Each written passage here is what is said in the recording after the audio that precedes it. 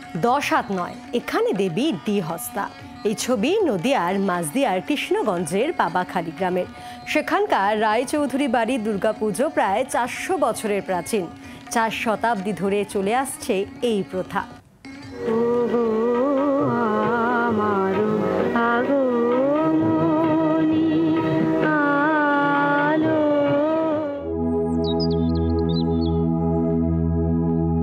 দুর্গা প্রতিমা মানেই 10 হাত, কিন্তু নদিয়ার মাঝদিয়ার কৃষ্ণগঞ্জের পাবাখালীর রায়চৌধুরী বাড়ির দুর্গা দ্বিহস্তা। ইতিহাস বলছে বাংলাদেশের যশোর জেলার মহেশপুরের জমিদার শিবপ্রসাদ রায়চৌধুরী এই দুর্গাপুজোর প্রতিষ্ঠা করেছিলেন। 1949 সালে রায়চৌধুরী পরিবার ওপার বাংলা ছেড়ে চলে আসে ভারতে। কৃষ্ণগঞ্জের পাবাখালী গ্রামে বসবাস করতে শুরু করেন তারা। সেই সময় থেকেই পুজোর সূচনা। সোজা রথের দিন কাঠামো পুজো করে প্রতিমা নির্মাণের কাজ শুরু হয়। পুজোর বিশেষত্ব, কলাইয়ের ডাল ও আমন ধানের চালের ভোগ দেওয়া হয় মাকে।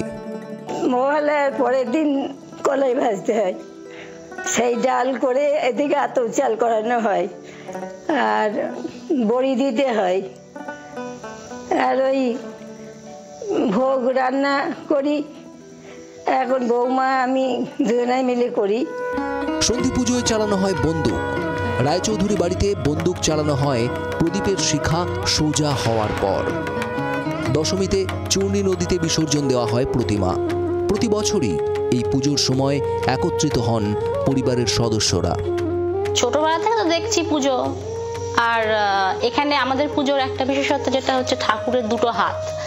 তো এটা নিয়ে আমার মানে বন্ধু মহলে একটা কথা হতো যে এরকম কোনো ঠাকুর দেখিনি যেটা দুটো হাত। তো এটা আমার খুবই একটা গর্ববোধ হয় যে আমার পুজোটা নিয়ে লোকে অনেকে আলোচনা করে যে দুটো হাত ঠাকুরের। সবাই অভ্যস্ত 10টা হাত দেখে। আর ছোটবেলা থেকে পুজোর আনন্দটা তো সত্যি খুবই, বাড়িতে যেহেতু পুজো হয় সেহেতু খুবই আনন্দ হয় বাড়িতে পুজোর, অনেকে আসে। নদিয়া থেকে অনুপ কুমার দাসের রিপোর্ট, জি 24 ঘন্টা। বাংলার আওয়াজ, বাঙালির আবেগ, জি 24 ঘন্টা।